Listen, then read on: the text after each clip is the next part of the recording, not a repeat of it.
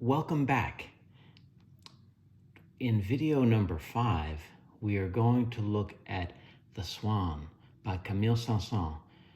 Saint-Saëns is one of the most wonderful piano composers and composers of symphonic music as well as chamber music, and I would encourage you to look into his music. It's absolutely fantastic music, especially for the piano, and if you can listen to some of his piano concerti, I think you'll be quite impressed and amazed. So in this piece, we're going to talk about legato playing and flowing wrists, and we'll go hands alone and then put both hands together. And so in the first system of music, we're going to be, for the piece, we're going to be in 3/4 time. So we'll count 1, 2, 3 for each measure. And we have quarter notes for the first 2 measures. And there's a kind of flowing figure that's legato. You might see in the music that it's under one slur or one phrase. And we're going to use our wrist to play that. We're going to play the G here with our 4th finger, and then the F sharp with our 3rd finger. And you might even hover above the F sharp or place your 3rd finger on the F sharp, and then we'll go down to the B with our thumb, and we're going to have a flowing motion. It's with our wrist, as you can see in the video. We'll drop our wrist down and then have a counterclockwise motion moving up to the F sharp and then down to the B, and then we'll prepare for the next measure. But I'm exaggerating this a little bit for the video, but the idea is essentially the same. You may not make such a large wrist movement on your own at your piano or your keyboard, but for you to see this, well, I'm trying to exaggerate it a little bit for you. So it would be like this: 1, 2, 3.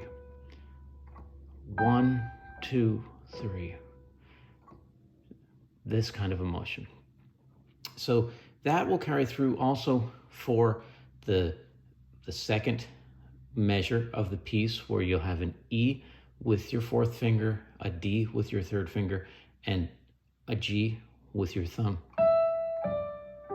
Did you see how I had this circular counterclockwise wrist movement? So playing both of those measures, it would sound like this.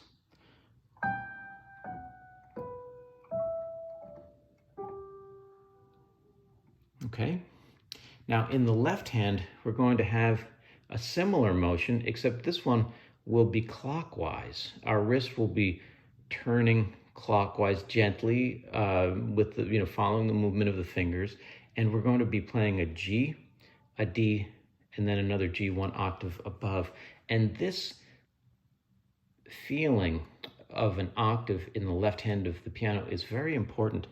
And we should cultivate that and be aware of this kinesthetic, this feeling, the feeling of the space here in the hands, in the body, because we're going to have these octaves in this book a lot, in our pieces, especially in the Moonlight Sonata, which is the final piece in this book. There are going to be a bonanza of octaves in the left hand. So here goes.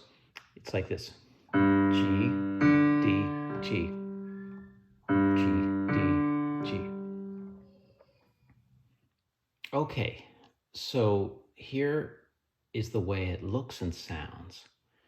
We're going to play G, then D, and then another G. And our wrist will go like this. Making this circular motion that moves in a counterclockwise fashion. Now, if we put both hands together, it will sound and look like this.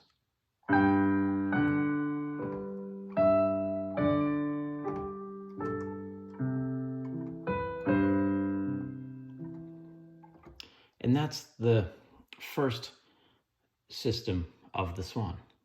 Well, Great job with your piano playing. I will see you in the next video.